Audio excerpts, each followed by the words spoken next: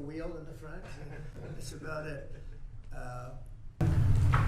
After a rigorous and thorough competition between some of America's top aerospace companies, the Air Force is going to be awarding the contract for the next generation air dominance platform to Boeing.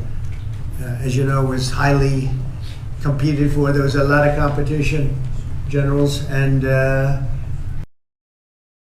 F-47 will be the most advanced, most capable, most lethal aircraft ever built. An experimental version of the plane has secretly been flying for almost 5 years, and we're confident that it massively overpowers the capabilities of any other nation. There's no other nation. We know every other plane. I've seen every one of them, and it's not even close. This is a next level. Our allies are calling constantly. They want to buy them also, and certain allies will be selling them, perhaps toned down versions.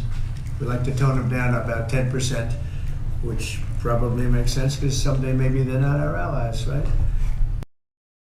Mr. President, because of your leadership, your clarity, America is going to have generations in the future of air dominance because of this sixth generation fighter. You know, you're talking about a potential war with China. Now, I deal with these people all the time, and I'm dealing with Pete, I'm dealing with these gentlemen on numerous different airplane purchases, and I think they're all going to be great. But I don't want other people anybody seeing potential war with China. We don't want to have a potential war with China, but I can tell you if we did, we're very well equipped to handle it. But I don't want to show that to anybody, but certainly you wouldn't show it to a businessman who is helping us so much. He's a great patriot. He's paying a big price for helping us cut costs, and he's doing a great job. He's finding tremendous waste, fraud, and abuse. But I certainly wouldn't want, Elon has businesses in China, and he would be susceptible perhaps to that. Elon Musk is an innovator.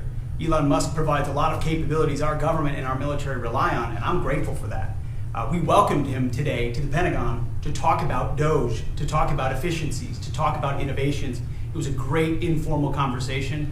The rest of that reporting was fake. There was no war plans, there was no Chinese war plans, there was no secret plans. That's not what we were doing at the Pentagon. I might add that I think Elon, if they ever wanted to do that, I think Elon wouldn't do it. I think he wouldn't do it. He wouldn't want to put himself in that position. Yeah, I think we're going to have a ceasefire on a lot of areas, and so far that's all held very well.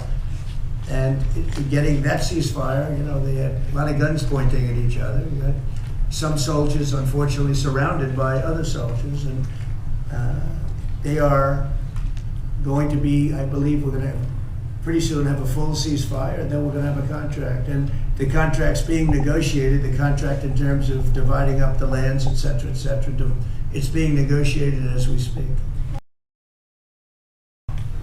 I've dealt very well with both gentlemen, and we have, I think we have the confines of a deal. I hope we have the confines of a deal. I'm doing it for two reasons.